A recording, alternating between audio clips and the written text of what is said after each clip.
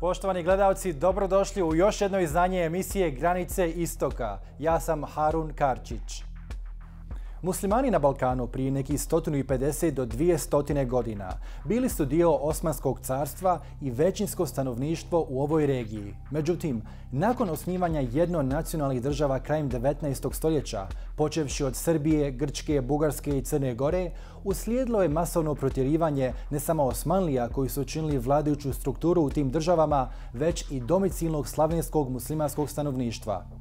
Velika većina ih je spas pronašla na teritoriji današnje Republike Turske, gdje tamošnje vlasti procjenjuju da između 5 i 6 milijuna stanovnika ima balkanske korijene. Kakav je položaj balkanskih muslimana danas? Gdje žive i sa kakvim se izazovima suočavaju? Analiziramo u novom izdanju emisije. Ali prije toga pogledajmo uvodni prilog. U Sloveniju je iz Zavidovića došla prije 2 godine, nakon završenog studija medicine. Prijatelji su joj govorili da zbog hidžaba nikada neće dobiti posao. 2 godine kasnije, 30-godišnja Ermina kao pripravnica vozi se na posao u bolnicu u Celju. Ali eto, stvarno, ja sam uspjela bez ikakvih problema jer me nikad niko nije uopšte pitao zašto marama, jel mogu li ja skinut maramu. Znači, stvarno me to niko nije ni pitao, tako smo me prihvatili odmah kakva jesam. U Sloveniji bez problema upražnjava svoju religiju, kaže Ermina. Ono što je drugačije nego recimo u Njemačkoj su čudni pogledi. Žene sa hidžabom nisu toliko česte pojave u Sloveniji i vjerujem da je to samo zbog toga što sam drugačija, a ne zato što imaju nešto protiv. Jer nisam nijednom osjetila da me neko osuđuje, da me neko ne voli, da nekom smetam. Ali mnogima u Sloveniji jesu smetali planovi za izgradnju džamije. Klima u društvu oko tog pitanja mijenjala se sporo. Nakon više od 20 godina birokratskih i političkih prepreka, čak i zahtjeva za referendum o gradnji džamije, sljedeće godine u Ljubljani trebao bi biti zvanično otvoren Islamski kulturni centar. Slovenski muftija Nedžad Grabus, radostan što je upravo preuzeo upotrebnu dozvolu za džamiju, o položaju organizirane islamske zajednice u Sloveniji kaže: Ja bih to ocijenio odličnom ocjenom. Naravno, ako se govori o nekim drugim aspektima na koji način se govori o individualnim pravima, određenim pitanjima s kojima se ljudi suočavaju, to je potpuno drugo pitanje. Grabus smatra da su muslimani i u Sloveniji kolateralna šteta globalnih konflikata, a čudi ga je to da zvaničnici u Sloveniji muslimanima ne čestitaju Bajram. Sa druge strane, smatra da je slovensko društvo zrelo u smislu tolerancije do drugačijeg mišljenja. Dugoročno je najvažnije kako ćemo mi se uspjeti ne samo integrirati, nego na koji način ćemo živjeti unutar slovenskog društva, bez frustracija, kompleksa, slobodno govoriti o vlastitom identitetu. Prema procjeni islamske zajednice, u Sloveniji živi oko 100.000 muslimana, a nove generacije donose promjene. Radi se o jednoj vrlo živahnoj zajednici koja se razvija i već dolaze 3. i 4. generacija muslimana u Sloveniji, tako da se povećava broj visoko obrazovanih ljudi. Više to nisu djelatnosti koje su od infrastrukture, građevinarstva, komunalna preduzeća i sl. Bečirović kaže, muslimani u Sloveniji su povezujući faktor i svojevrstan most prema državama Balkana. Most koji gradi i Ermina, sa rijetko viđenim samopouzdanjem i hrabrošću na putu u njenu budućnost. Gašper Lubej, Al Jazeera, Ljubljana. Detaljnije o položaju muslimana na Balkanu pojašnjava nam Greble sa Univerziteta Vanderbilt u SAD-u. Emily, hello and welcome to the Al Jazeera Balkans channel. Thank you so much for having me. Yeah. Now to start with, what can you tell us about the general distribution of Muslims in the Balkans, and why is there still little contact and communication between Muslims in, say, Romania and Bosniak Muslims or Kosovo Albanian Muslims? They were all part of the Ottoman Empire just 150 or 200 years ago. So those are great questions. So to begin, I mean, today we see communities of Muslims living in most Balkan countries. We have communities in southern Serbia, in Romania and Dobrocha. We have communities in Bulgaria, Greece, also the Republic of North Macedonia, Kosovo, and also significant communities in Croatia, where you have Muslims both in Istria and also in the capital city of Zagreb. And sort of the dispersion of these communities took multiple forms over the course of the late 19th and 20th century. During the Ottoman period, as you say, there were sort of widespread both conversions and migrations of Muslims to these various areas. You had significant Muslim communities both in urban centers and also Muslim peasants throughout the region. In the 20th century, as borders began, as the political boundaries began to change in the region, you also started to see migration, both forced migration and also voluntary migration of communities to different areas. And so then you saw sort of redistribution of Muslim communities. And so, for example, with Muslims in Croatia, you saw sort of more migration during the 20th century in the context of Yugoslavia. Why is there no contact between Muslims? Well, first of all, I don't know that there's no contact between Muslims. As we've talked about, I'm a historian. I typically sort of devote my time to archives and reading books. And I'm not as familiar with the current political dynamics. There were contacts in the earlier historical periods. During the early 20th century, for example, in the period of the Young Turks, there were movements in Romania that were in contact with Muslims in Bulgaria, who were in contact with Muslims in the Ottoman Vilayet of Macedonia. But not so much with Muslims in Bosnia or in Kosovo? Well, you did have connections. Muslims in Bosnia and Kosovo were connected through Islamic networks, through kind of universities, through communities. You'd have people who migrated to Istanbul for university or economic opportunities, who would remain in contact. And so you did have, in the earlier periods, connections. And I think a big part of this was language. Most Muslims in the early 20th century, late 19th century, were operating both in the vernacular languages of their region and also then in Ottoman Turkish, with Arabic as a written language. And so there was a really shared sort of intellectual tradition. And also with Muslims in Egypt, for example, there was Muslims in Bosnia who were reading and things coming out of Egypt and studying in Egypt and bringing those sort of lessons back to Bosnia, and vice versa, bringing things from Bosnia into Egypt. And so there was this sort of dynamic interplay and exchange. I think what we see now, if you're seeing a trend where communities, for example, in Bosnia are not in contact with communities in Romania, I think a large part of that is that in the context of these nationalizing states, sort of languages and cultures and traditions have become increasingly nationalized. They became barriers in a way. Yes. Yeah. Now, according to U.S. scholar Justin McCarthy, in the mid-19th century, some 60% of the Balkan Peninsula was inhabited by Muslims, or rather, Muslims made up 60% of the population. Today, save for Bosnia, Kosovo, and Albania, the percentage of Muslims is mostly in the single digits. What pattern did newly established Balkan nationalist states follow when it came to their ethnic Muslim populations, and did they discriminate between ethnic Turks and Slavic-speaking Muslims when it came to their mass expulsions?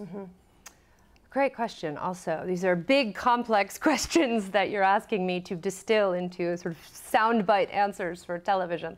So I'll do my best. I'm not sure, first of all, if those statistics are totally correct, so I don't want to confirm or deny them. I think there's been a lot of work on sort of Ottoman censuses and trying to figure out exactly the percentages of Muslims in different places at different times. I think in certain censuses, they're actually downplayed. I think there are, for example, significantly more Muslims in the first Yugoslavia than are listed in the first Yugoslav census of 1921. And I can talk more about that if you'd like to know why. But we do see in especially the 1870s mass expulsions of Muslims during the wars, the Russo-Turkish War, the Serbian-Turkish War, the Montenegrin-Turkish War, sort of these wars of the 1870s that often get categorized as part of the Eastern question. We see mass expulsions. The character of those expulsions varies. We see them especially in Serbia and in Montenegro and Bulgaria. As they're sort of conquering land, they drive out communities. We also see them in the Balkan Wars of 1912 and 1913. Now, who is getting expelled is a really interesting question.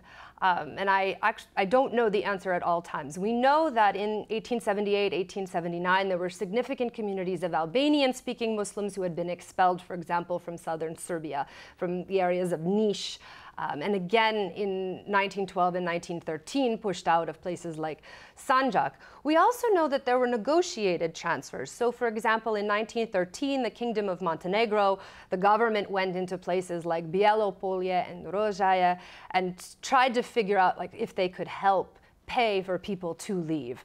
And so in those cases, we might not call those expulsions, we might call those sort of negotiated. I mean, there was clearly a drive and people knew if they stayed, they could face discrimination and repression, but they were also given resources and they were conducted under or in consult with the great powers. But why was there so much antagonism between newly established Balkan national states and their Muslim minorities?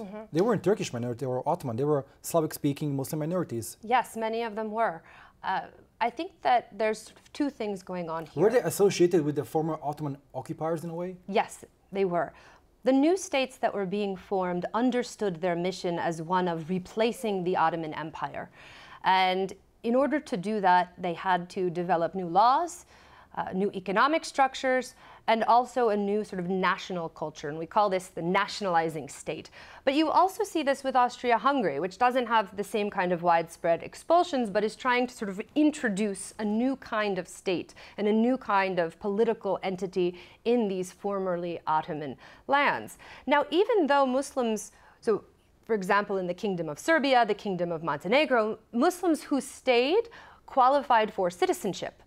This is rare, it's unique in European history, especially as citizenship is starting to be developed as a new form of political belonging.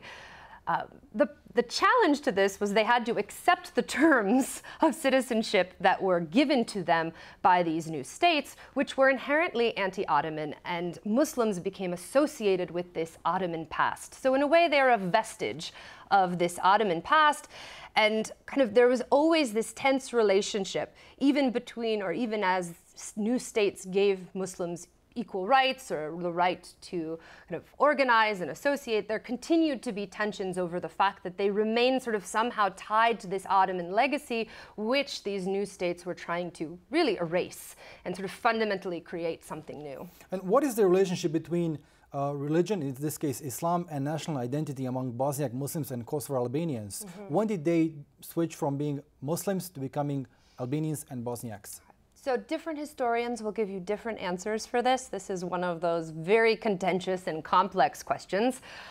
What we start to see in the late 19th century, early 20th century, is that the language of European politics is one of nations. And increasingly, the language of confessional rights and confessional protections is being replaced by this driving political force of nationalism. After 1918, as the great land empires of Europe are being broken up, you see, for example, these new nation states coming onto the map of Europe. And Muslims have to learn how to negotiate within that context. There's no power if you say, I'm a Muslim minority. You have no political power that you can get from that. But starting to claim power through national languages and through nations, just as for all the other nations, becomes a way of claiming power over territory. And I think, with the division between Kosovar Albanian Muslims and Bosnian Muslims, the first Yugoslav state was set up that way. Bosnia and Herzegovina was treated fundamentally different than Kosovo was treated. The two Muslim communities were formally, legally separated. There were distinct legal structures, economic structures, and there was a disincentive by the state to bring people together. If you have Kosovar Muslims and Bosnian Muslims coming together, they're going to be a much stronger political front. If you divide them and start to treat them as tiny minorities as opposed to a significant minority, the same with the Turkish-speaking Muslims in Macedonia, now you have many different minority communities who don't have the political power to negotiate with the state. So I think it was in the interest of the Yugoslav state, and we see the same thing, for example, in Bulgaria, which also actively tried to divide its Pomak Muslims and its Turkish-speaking Muslims and its Tatar Muslims through the census, through state policy, an active goal to sort of prevent the consolidation of a sort of single Muslim political bloc.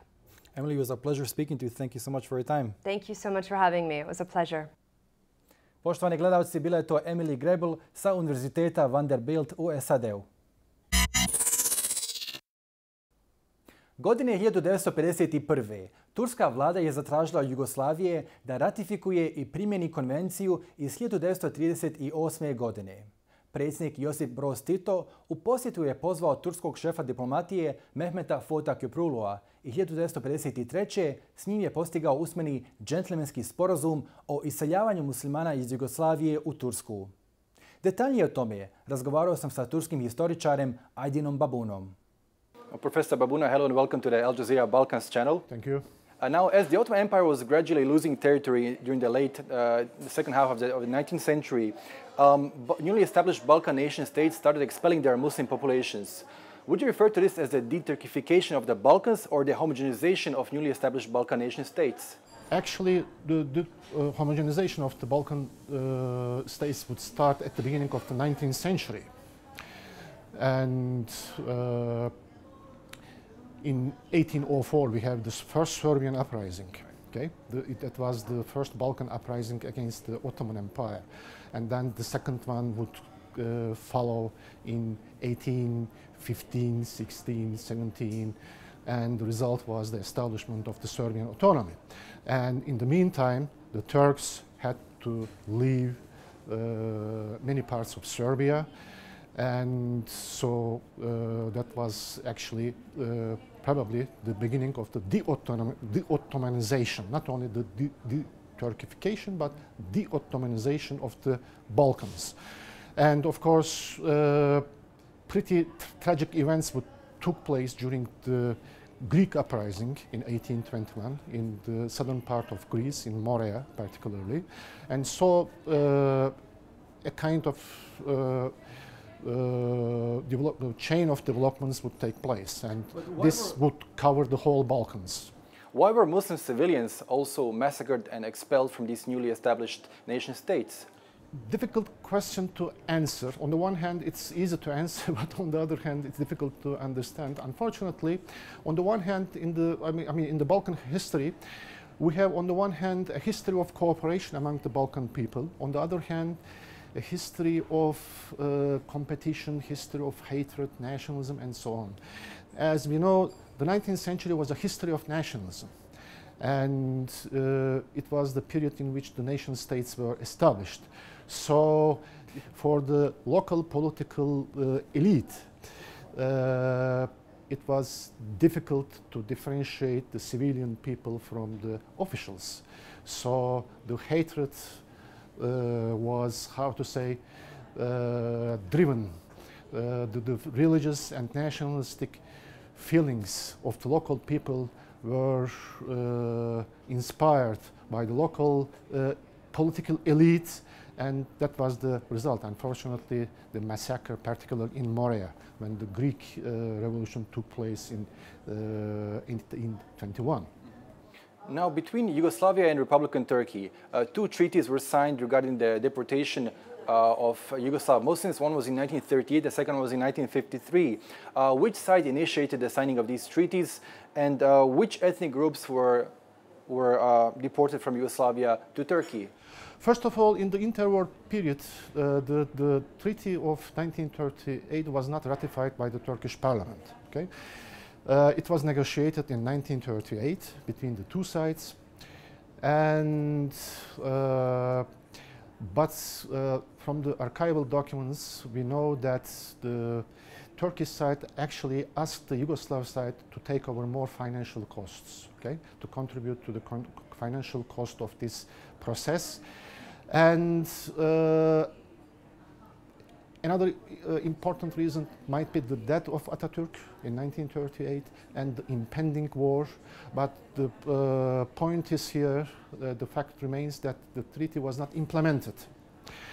And in the interwar period, particularly the Albanian population in the Kingdom of Yugoslavia was considered as a threat to the very existence of the state. So the elite, the political elite in Belgrade wanted to get rid of in the first time of the Albanians.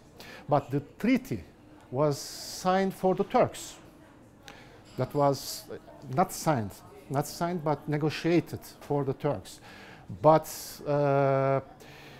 many Albanians and Bosniaks were ready to declare themselves as Turk in order to migrate to Turkey. So Turkey was only willing to accept ethnic Turks from Yugoslavia? Right. According to citizenship law of Turkey, only Turks could migrate.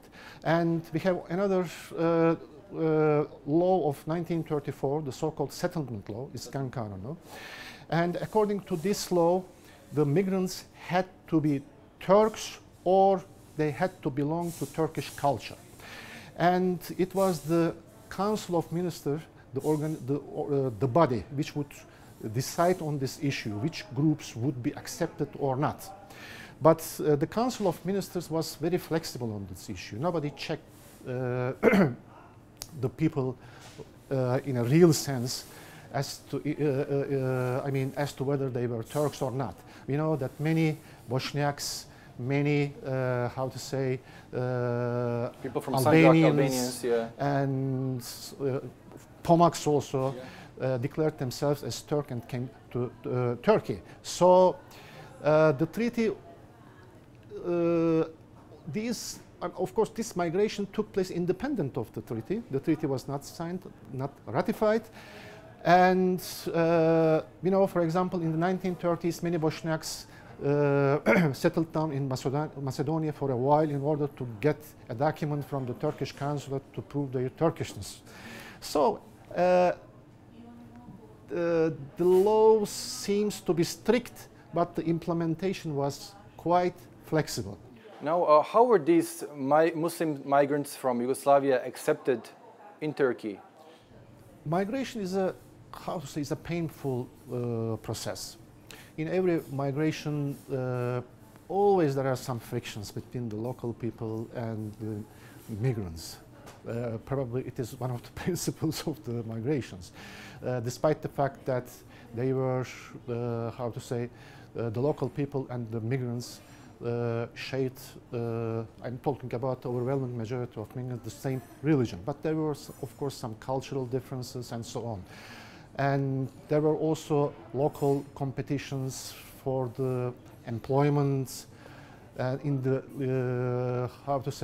and also, of course, the newcomers and the local people wanted to have access to economic facilities and so on. But in general, they find a friendly country to them.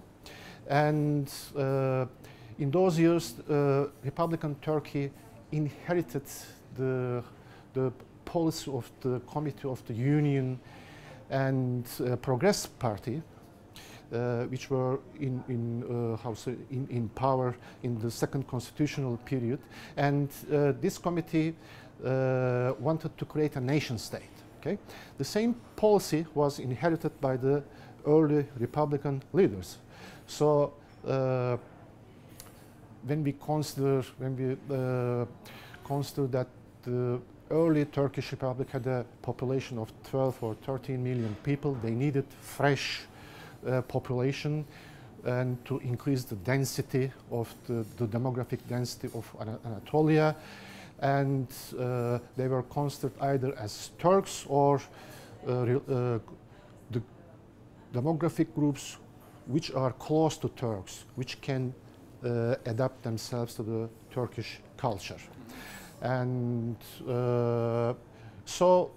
actually, Turkish Republic at that time was not against this migration, and even we can say that they encouraged it to a certain degree. And for example, the Albanian leaders in the Kingdom of Yugoslavia were not happy with that. They didn't want to lose their community. They they got in contact with the Turkish officials as well as with the Bosniak officials to stop this migration. Now, when you look at these events from a broader perspective, do you see a common pattern in the expulsion of Muslims from Yugoslavia, in the population exchange between Turkey and Greece in 1923, and in the forced deportations of Bulgarian Muslims and Turks in 1989. Is this all part of this Eastern question? Has the Eastern question been solved yet? As you know, Eastern question was the most important item of the diplomatic agenda of Europe between the Vienna Congress and the First World War. Officially, it had to be over, but we don't know what is going through the minds of the nationalistic circles in the Balkans. So, you know, it depends on the worldview of the people. It depends on how you look at the issue. The exchange of population. I mean, the treaty of the exchange of population was made during the during the signing of the Lausanne Treaty. Actually, it was signed before the Lausanne Treaty, and actually the suggestion came from the Greek sides, and but the great powers were also okay with this solution, and Turkey was also okay.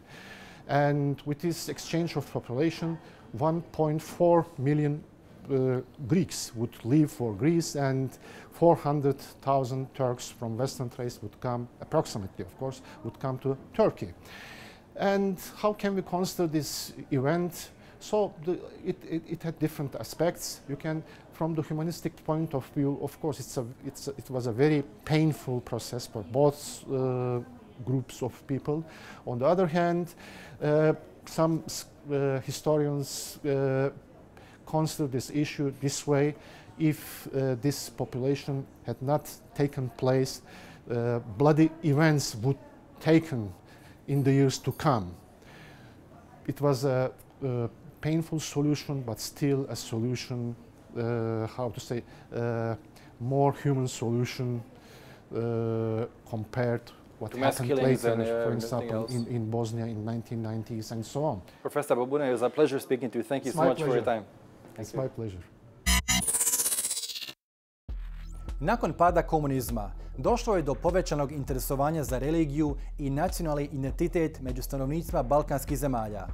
Muslimani, koncentrisani pretežno u zapadnom dijelu Balkana, ponovo otkrivaju svoj nacionalni identitet i slobodno ispovjedanje vjere u javnoj sferi.